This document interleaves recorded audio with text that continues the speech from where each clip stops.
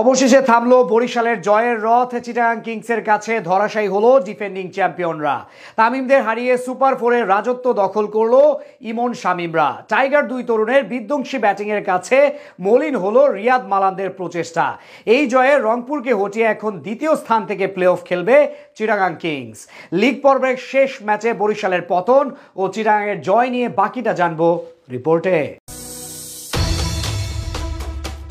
Table topper Fortune Barishal আগেই নিশ্চিত করেছে প্রথম কোয়ালিফায়ার। চিটাগং কিংসের জন্য মহা গুরুত্বপূর্ণ খেলা।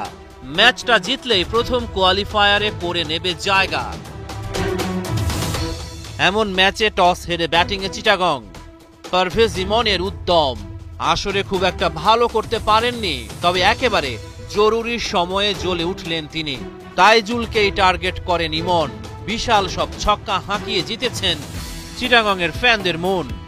৩১ বলেই ইমনের 50, অর্ধ শতকে পৌঁছাতে ৬টা ছক্কা হাঁকিয়েছেন তিনি। ইমন রিশাদ হোসেনকেও হাঁকিয়েছেন বিশাল ছক্কা। তামিম ইকবালের হতাশা। পারভেজ ইমনকে ফেরাতে তামিম ইবাদতের হাতে বল তুলে দিলেন। ইবাদতের বলেই ইমন ফিরে গেলেন। ৪১ বলে ৭৫ রান ওর ব্যাটে। ব্যাট করেন ১৮২ স্ট্রাইক রেটে। শেষ দিকে মাত্র ১১ বলে অপরাজিত ৩০ রান করেন শামীম পাটোয়ারি। ৪ উইকেটে ২০৬ রান চিটাগং কিংসের বোর্ডে। জবাবে বরিশালের কাপ্তান তামিম রানের খাতা খুলতে পারেননি। তাওহিদ হৃদয় আর মুশফিকুর রহিমের দিনটাও ভালো কাটেনি। ২৮ বলে দাভিদ মালানের 50, ৩৪ বলে ৬৭ রান করেন তিনি। বরাবরের মতোই মাহমুদুল্লাহ রিয়াদ লড়াই রাখেন জারি। ২৬ বলে অপরাজিত ৪১ রান করেন তিনি। তবে বরিশাল শেষ পর্যন্ত ১৮২ রানের বেশি করতে পারেনি। দুরন্ত জয়ে প্রথম কোয়ালিফায়ারে জায়গা করে নিল চিটাগং। সোমবার ওদের প্রতিপক্ষ বরিশাল।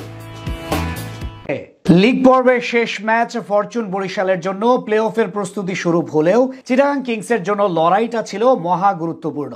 কারণ আজ জিতলেই তারা উঠে পড়বে পয়েন্ট টেবিলের দ্বিতীয় স্থানে, মানে নকআউট পর্বে হারলেও একটা ম্যাচ বেশি সুযোগ পাবে। এমন জটিল সমীকরণকে সহজে রূপান্তর করতে এদিন মিরপুরের টস হেরে আগে ব্যাট করতে নামে বন্দরনগরীর ফ্র্যাঞ্চাইজিটি। এদিন শুরু থেকেই দারুণ চালিয়ে খেলতে থাকেন দুই ওপেনার পারভেজ হোসেন ইমন ও খাজা নাফে।